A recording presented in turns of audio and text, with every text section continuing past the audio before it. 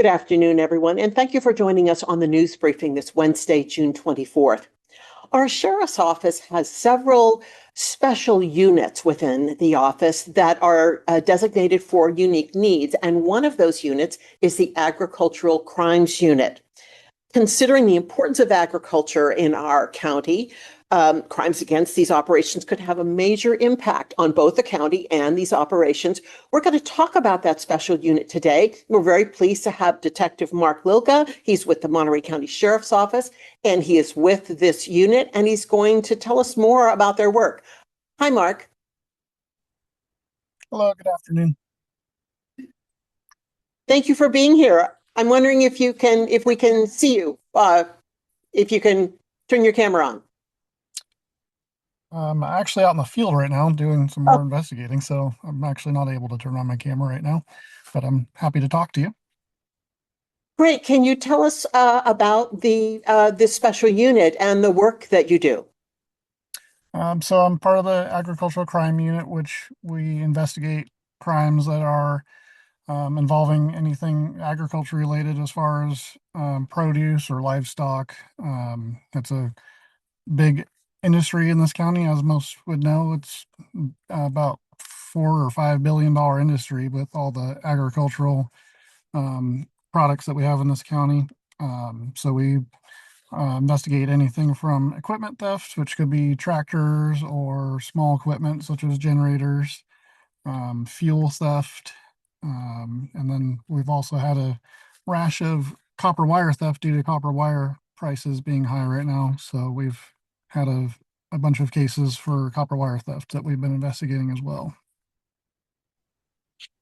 People may not think that agricultural crime is more serious than perhaps other crimes, but some of the equipment that is used is very high value. So really some of the crimes that you investigate are a big hit for some of these operations. That's correct. A lot of the tractors that get stolen in the county, they can be anywhere from $100,000 to $300,000 or more, depending on what it is.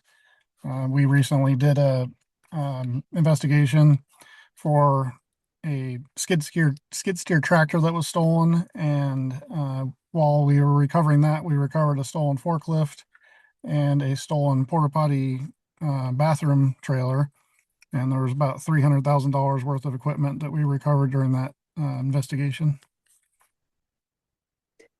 And inquiring minds will just want to know, how can somebody make off with equipment of that size? Because some of the equipment you're describing is very large. And I'm sure that's part of your knowledge and understanding about how these types of crimes take place. That's correct. A lot of the equipment is very large.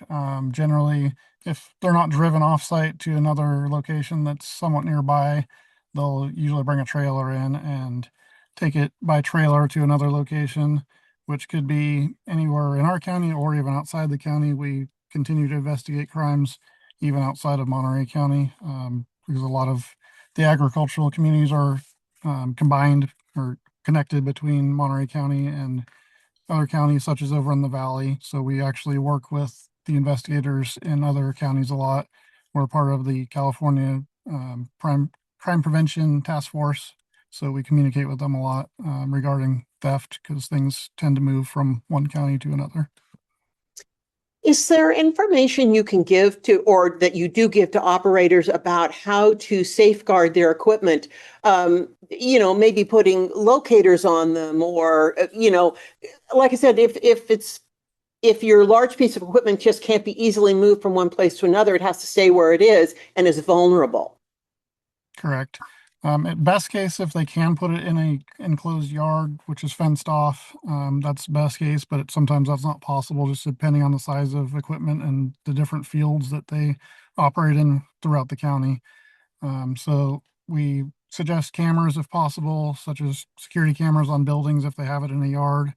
Also trail cameras. They could be just regular trail cameras that collect the footage and you have to download it later, or even cellular ones that send the video immediately to your phone or your computer. And then we also recommend putting trackers on equipment that is easily movable, such as tractors and trailers. So given the importance of agriculture, and you were describing that a little earlier in our discussion, where would you place your ag crime unit in the full complement of all the units and all the, the sheriff's department has a lot of units, does a lot of patrolling, has a lot of area of patrol. Where did the ag crime unit fall into place? Um, it's part of our property crimes unit, so we are within the property crimes, which a lot of the property crimes in the county is actually ag related somehow. And then would you say that the ag crimes unit is kind of plays an is more important? Because I know you've got like there are a variety of special units. And do you get feedback from operations and operators and growers who, want, really happy to see you or maybe, want more help from you? We actually do stay in pretty good communications with the farmers in the county. We go to the regular Farm Bureau meetings and speak with them about any issues they're having and anything that we have going on that we can help them be aware of so that they know what crimes are being committed currently, so they know what to watch out for and how to hopefully prevent them.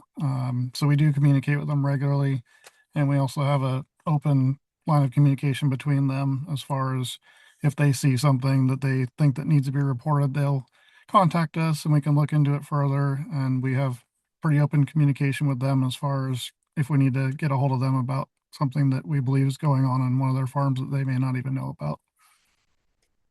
So you talked a little bit about that open communication, and you also mentioned the copper wire case that you were just working on. Is that what's kind of trending for ag crimes right now, or is there something else? There's a mix of stuff going on right now. There's the copper wire theft, which is going on around the state, I think, with the price of copper. There's also fuel theft due to the cost of fuel right now. A lot of the farms have remote fuel um, sites where the fuel's sitting in a tank. So we've had a rash of those thefts and we made a recent arrest on that. And then there's always equipment thefts, whether it's a tractor or a trailer or some other type of equipment like a generator or just smaller tools. I'm glad you brought up the fuel theft because that, if people are paying more at the pump, so are the operators. So if there's someone who thinks that they've had a crime or they have concerns, how do they contact the ag crime unit? They can get a hold of us through the sheriff's office. If they have something that's ag related, they can ask to speak with a ag crimes detective, and then we can get connected with them and figure out what they have going on. Mark, thank you so much for talking about this unit. There are so many aspects of the sheriff's office we don't know about, and those specialty units really play an important role for this industry. Really appreciate your time, especially since you're out in the field working. Absolutely. The job just never ends, so we're constantly busy.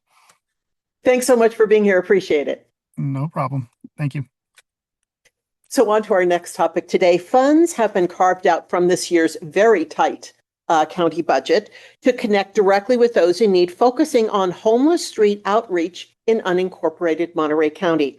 How will this all work? Well, we're going to talk about this project with our Homeless Services Director, Roxanne Wilson. Roxanne, thanks for being here. Tell us more about this project, which got money at a very tight time for the county. Indeed. So as mentioned, the Board of Supervisors allocated about $250,000 to our office to develop a focused homeless outreach response for communities and encampment areas that often fall outside of city-based services. So while there are existing outreach teams doing very important work throughout the region, many of those teams are also responsible for serving unincorporated areas. So as you can imagine, the county is very large in land mass, and these very small teams are being pulled in multiple directions. So this is a huge win for us. It allows us to focus on unincorporated areas and really be intentional and provide specific services to people who are living and sheltered in places like Carmel Valley, Pajaro, and Castroville. The goal of this special street outreach team is to meet people where they are. Unincorporated areas are often very far away from where services exist. So this team would be able to transport people to shelters, to appointments with their to doctor's appointments or appointments with the Department of Social Services, and also be more consistent because outreach itself is not just one-time contact. You could imagine an individual who's living outside and has been out there for a long time. Sometimes they do develop trust issues. So it requires consistent engagement, relationship building, and a lot of practical problem solving with individuals who are living in pretty complex and unsafe conditions. This will also help us understand the needs of people that are specifically living in unincorporated areas. As we all know, the city of Salinas has a lot of programs and services within it, but for a person who is living in San Ardo, that can be very complicated for them. So we're very excited about this opportunity and the trust that the board has instilled in us to dig deeper and try to get folks connected. So I'm wondering if you could tell me, how are you going to target, decide how you're going to target areas? Are there known areas that you just know there are people there, but you just haven't been able to get to those locations and find out what they need? Well, there's multiple ways that we know. The first one is that our office receives community complaints through the Monterey County's UConnect system. So individuals who are living in unincorporated areas of the county can download our app, and there is a drop-down menu that says they report an encampment. As soon as they report that encampment, it automatically notifies our office, and we immediately start working with a group of service providers in different county departments to see what's going on. As it stands now, we deploy an outreach team that the county is already funding. However, that, as I mentioned earlier, that outreach team is serving the entire county. So if they're in King City 2 days in a row, getting to Pajaro can take some time. So that's the first way that we're able to identify. The second way that we identify is every 2 years, the Coalition of Homeless Services Providers, as the lead agency for the continuum of care, is responsible for doing what's called the homeless point in time count, oftentimes referenced as the PIT. Although that information on where the encampments were identified through that process is not public, I am privy to that information because of our position and how we fund and coordinate with the coalition to do the PIT. We are also a part of several conversations. We often work with different jurisdictions, including the state of California. We're mostly aware where people are living in general, and we continue to build out a robust communication system so community and individuals who had noticed an encampment and maybe wants to deploy some resources to help them can do so. So this reminds me a little bit of the navigation center, except it's a navigation center on wheels. Where if people are able to go to a navigation center, they can go there, they can live there, they can be fed, they can get services. You're having to take this service on the road, essentially, to people who aren't going to get these services really any other way. Would that be a good way to describe it?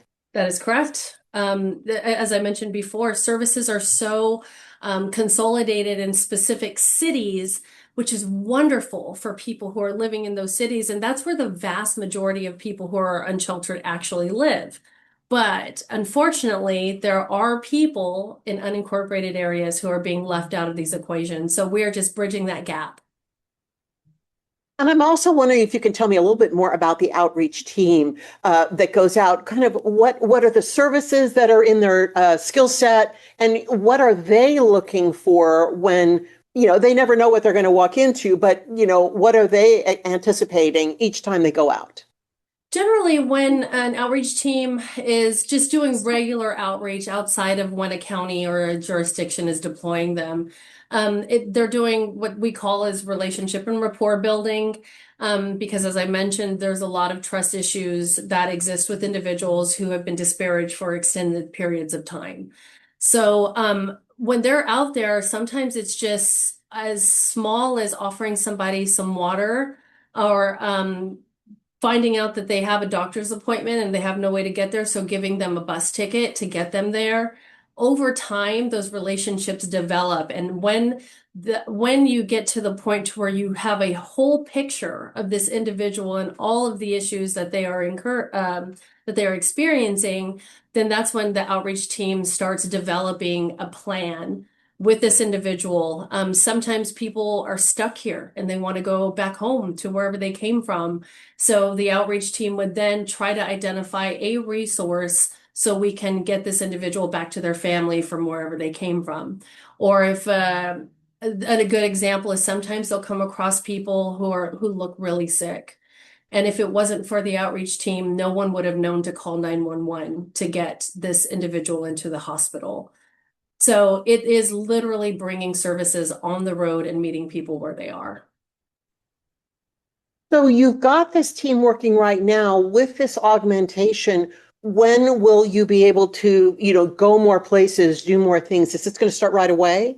We are currently working on drafting a contract. We are looking at augmenting an existing team, adding more people, and I keep calling them the special ops team because they're really going to be working closely with my office because we are clearly responsible for unincorporated areas. That's our jurisdiction. So essentially, one of my staff members would have a very close relationship with them, and we just met with this organization yesterday to talk about our vision and the expectation, honestly. I want a lot of reporting. I want to know how many people have they spoken to? What were the outcomes? Did they get connected to shelter? Did you help them get their Medi-Cal benefits?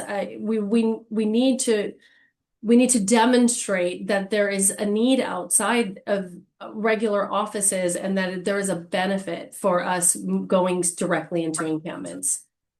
Can you tell us what county staff and what providers are going out, maybe who's going out now, and then the type of people or the organization that you're going to be working with to expand this?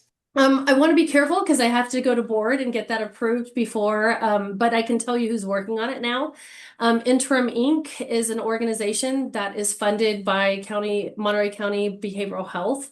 And it's exactly what it sounds like. They work on getting people connected to the behavioral health system. There is Access Support Network that does a multitude of things. They do harm reduction out there. They have a contract with Department of Social Services to do field-based case management. They also have a contract to do straight medicine, Hep C testing. Access Support Network definitely does a lot of work in this area. And of course, there's a youth-specific outreach team. They are managed by Community Human Services, and they're just looking for people under the age of 25 years old because that is a very special subpopulation in the homeless. In the grand scheme of things, it takes a different type of skill. People who become homeless at a very young age have different types of barriers that they need to overcome. So Community Human Services does an incredible job there. And then, of course, Salinas, the city themselves, has their SORT outreach team, and they focus only on the city of Salinas. Roxanne, thanks you so much for talking about this. We're really looking forward to hearing about the results, what people are finding. And it really adds another accomplishment in a lot of the things that we have been able to do at the county. It's not always about housing. It's about you have so many different prongs that you're trying to poke into the bear, as it were. That is correct. Thank you so much for this opportunity to talk about it. Have a good one. Thank you. Bye-bye.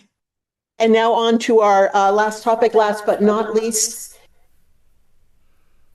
If you are looking if somebody is not muted, so I'm going to ask if somebody could mute themselves because I'm getting a lot of feedback. If you're looking for a staycation or a vacation that's close to home, look no further than Southern Monterey County. We have got lakes, we have got parks, but what you may not know, who knows why you don't know it, but we have a fantastic museum down in Southern Monterey County that celebrates not only our history, but our agricultural roots.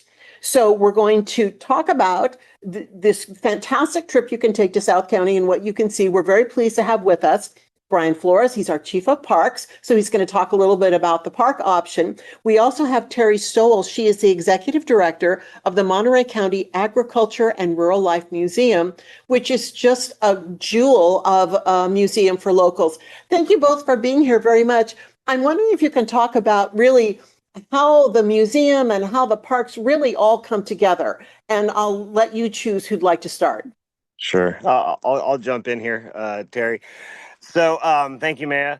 San Lorenzo Park is kind of it's a unique park out of our park system in that it actually has a museum and some historical buildings. It is part of the park. We also have a campground there at the park that has both improved campsites for RVs and trailers as well as tent camping. It's close access to the river, playgrounds. But really the jewel of San Lorenzo Park, other than just the beauty of it, with all the sycamore and oak trees and poplar trees, is the Agricultural Rural Life Museum, or McCarlum, as we call it. It's a lot easier to say than the tongue twister. But this museum hosts just, hundreds of field trips a year from our local schools as well as out of area schools. It talks about um, our agricultural and rural roots of Monterey County. So there's a lot of farm implements, a lot of unique items from years past that people can explore. It's a really great interactive museum. But the San Lorenzo Park it's just a great park. It's kind of tucked out of the way. A lot of people don't know about it. I will admit, I had never been to San Lorenzo Park until I came into county parks a number of years ago. And once I did, it's like, why have I never been here before? It's such a beautiful park. It's trees. There's probably more shade than there is sunny areas at San Lorenzo Park. And on a hot summer day, you definitely need that. But I'll go ahead and hand it off to Teri to discuss the McCarlum Museum as well as all the activities and events that they plan throughout the year. Awesome. Thanks, Bryan. And then I was wondering, could I share my screen? Absolutely. All right, let me go ahead and share this. All right. All right, so the Monterey County Agricultural and Rural Life Museum has been an amazing place to grow up visiting. As I was a kid, it's been here since the early 1980s, but it is, like Bryan said, definitely a hidden gem. It's located here in King City, which is right off of Highway 101. It's a great stop. We get a lot of people going from San Francisco to LA that choose to make us a regular stop on their trip. We have a lot of things going on here. Like you said, a lot of educational programming. We offer private tours, and then we're open to the public from 11 a.m. to 4 p.m. Thursday, Friday, Saturday, and Sunday. So come on down. We have tour guides. And we actually, to call us a museum is a little bit of a misnomer. We're actually 7 individual museums in one spot. So our main barn is a replica dairy barn, and that hosts the history of the entirety of Monterey County's agriculture and rural history, from indigenous peoples all the way up through crop dusters. You can really walk through a timeline of the Salinas Valley. We also have our History of Irrigation Museum, which people sometimes go, whole museum about sprinklers? No, if you know anything about the history of the Salinas Valley, you know that irrigation completely changed the valley from dry crops and cattle and dairy farming to the salad bowl of the world. So this is it's our newest museum, and it's one that you don't want to miss if you're visiting the park and the museum complex.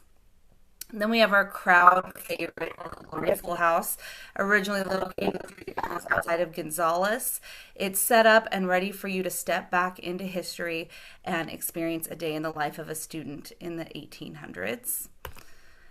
And then we have our Olson Blacksmith Shop. So on any given Sunday throughout the summer, you can stop by between 11 and 3 and check out our blacksmith and one of his many apprentices working in the blacksmith shop, bringing history to life. And we also have the Spreckles House, originally located in Spreckles, California, built by the Spreckles Sugar Beet Factory as employee housing. We've just recently renovated the garden to turn it back into a turn of the century garden, what they would have had at the time. So it's almost two exhibits in one, the interior of the home, which is fully restored to its original glory, and the garden.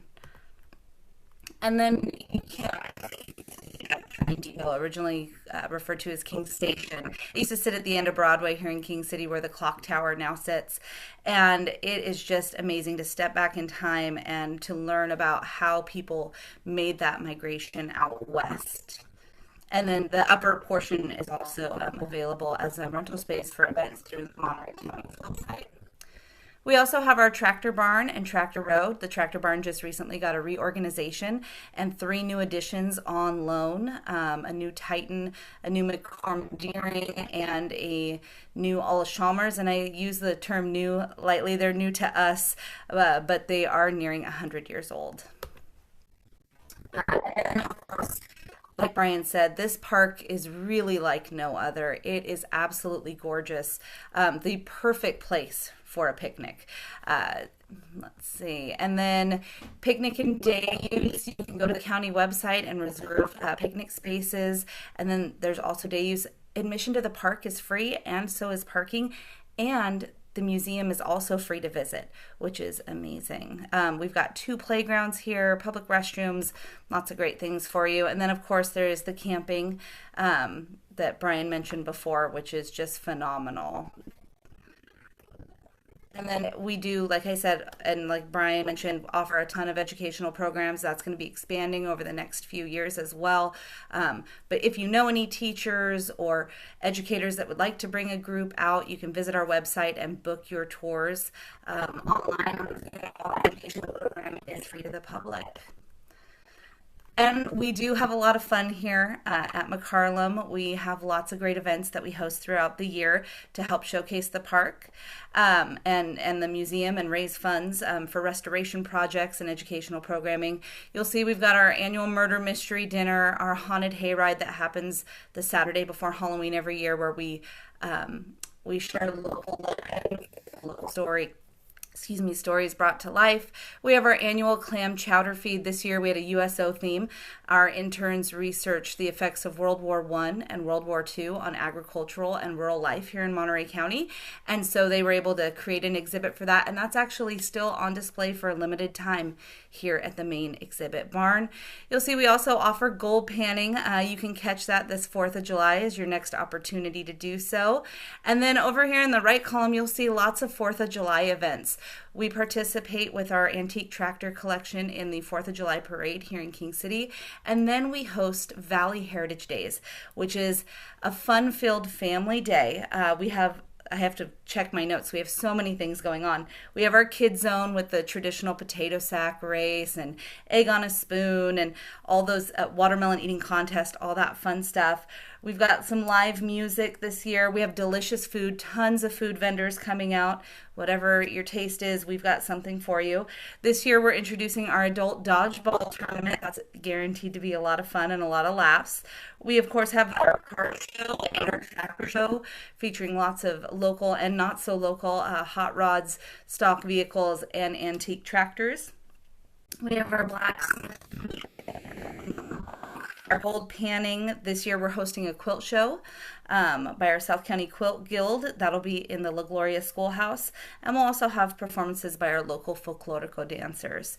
So it's really a day that you don't want to miss here at San Lorenzo Park and the Monterey County Agricultural and Rural Life Museum. And some things we have coming up next. We're reorganizing our tractor row. We've got new signage going up all over the park, helping to better interpret our artifacts. We're working on a documentary on the cattle industry in Monterey County. That'll be debuting in January. And we're just constantly rotating exhibits and hosting events. So I hope that you'll follow us on Facebook and Instagram and check out our website. Thank you. Teri, thank you so much for walking us through the whole park. I think for people who have not been to the park, they really don't know the volume. And if you weren't interested in irrigation before you got to the park, you will be interested in irrigation when you get done at the park. Because if you've never seen the beginning and end of irrigation, that aspect of the park is just a real eye opener. And you so appreciate when you eat vegetables or you make a salad that irrigation made that all happen. I'm wondering if you can also talk a little bit more about the educational programs, because there are a lot of families who may look at the park as just a fantastic full day. And if you have sons that like fire, the blacksmith shop is really the place to be, right? Absolutely. So we are really a one-stop shop. If you wanted to bring a camper down, you could actually take a couple days to go through the entire park and all 7 of the museums. The blacksmith demonstrations are always a hit. There's just something so amazing about being in there and seeing the fire going and watching them turn just a piece of metal into something beautiful. And we sell a lot of those items in our gift shop as well. The handmade barbecue turners and amazing creations that they put together there. But with the 7 different museums, you can go online and book your tours for them and really create an immersive experience. We've had a lot of people who were like, I just finished reading Little House on the Prairie with my kids, and now I'm bringing them here and showing them the schoolhouse and showing them the Spreckles house and giving them that immersive experience. We have our 4th grade jamboree that we do every year where we take kids back into the gold rush. So when you reach out to us online to book, let us know what you're interested or what your kids have been studying in school, and we can definitely customize your tours to meet those educational goals. And then, Bryan, could you also add to that about camping and RV camping at San Lorenzo? Because if people wanted to go down for the weekend, they can actually stay at San Lorenzo and, do more than one day at these museums. Yeah. So we do have the campground. I want to say there's about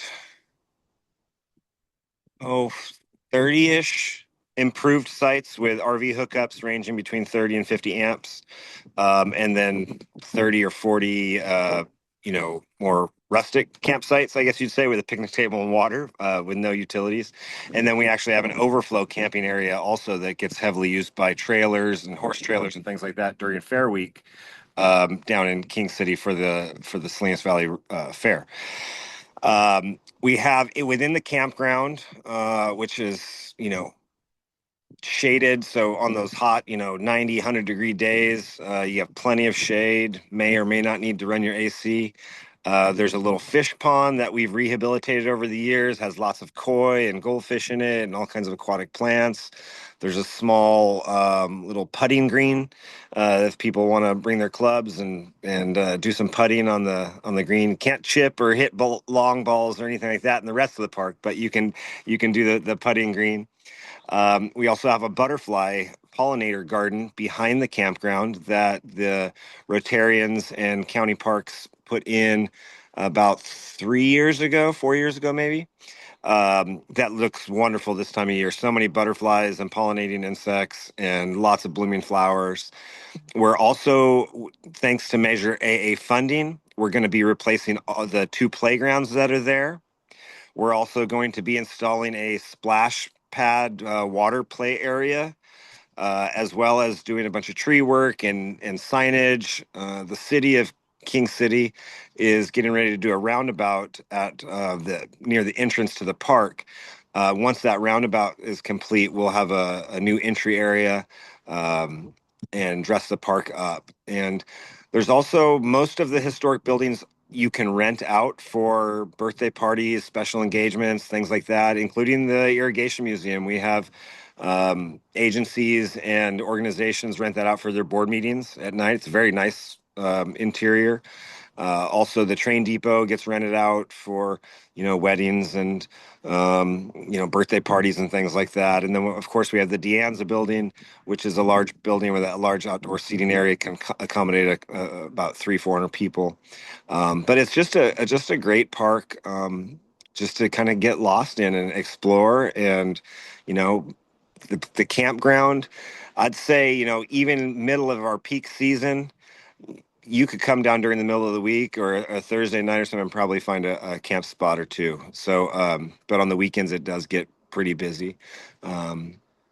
So yeah, it's great. And I just have to say that most of the exhibits are owned by the county. There's some out on loan. There's some that McCarlum owns, but McCarlum is the nonprofit entity that runs the museum complex for the county of Monterey. We have a concession agreement with them, and so through it's a more of a benevolent organization for them. Nobody gets paid, things like that. Teri does as the general manager and museum director, but all the board members, all of this stuff gets done on a volunteer basis.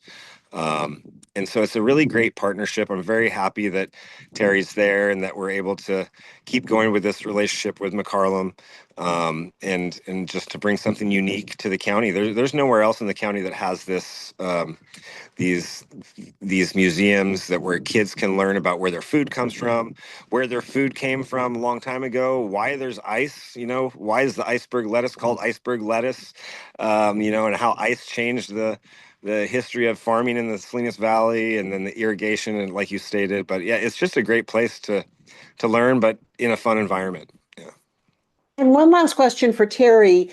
A lot of teachers are on summer break right now, but they may be looking next year, and especially if they're in South County and the drive isn't far, what can you offer school districts if they'd like to do a field trip down to the museums? Oh, yes. So we have right on our website, they can go on and book their school field trips. All the field trips are free, so they can bring their classes in. We have classes from all over Monterey County that visit us, and we're always open to more. And a great thing that's coming forward through a partnership with the Ag Commissioner is we're going to actually be able to go to schools as well. So keep your eyes open for a menu for K through 5th grade, some new improved field trips that'll be coming their way this fall, and they can reach out to us and get those booked. And then finally, people need to know where to find you, and it's easy off the freeway. Bryan, give us directions. So if you are Teri probably knows better, but I believe it's Broadway exit in both north and southbound directions. There are brown San Lorenzo Park signs, the roadside signs that Caltrans uses. So there are brown directional signs. And if you go right to the intersection of Broadway and it's the cross street, Teri. San Antonio. Thank you, San Antonio, and hang a left into the park. You'll see the entrance sign. It's a wooden entrance sign, says San Lorenzo Park with some beautiful landscaping around it. But it's not difficult to find. It's just outside city limits. You can actually see it when you go across the 101 bridge. You can see the grass and the trees and things like that. But you got to get off the highway to get to it. Thank you both for being here and sharing about the museum and about the parks. We just love museums, and of course we love our parks. Thank you so much for having us. Yeah. Thank you, ma'am. And thanks everyone for joining us on the news briefing this week. Our next briefing is next week. We'll see you then.